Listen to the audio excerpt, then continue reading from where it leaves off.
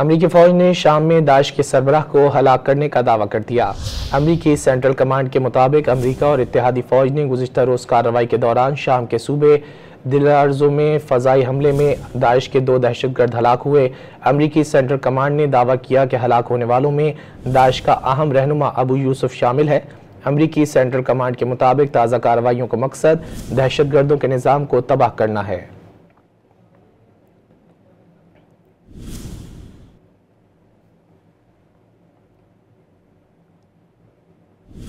दिल-ए-अर्ज़ो में फ़ज़ाई हमले में दाइश के 2 दहशतगर्द हलाक हुए।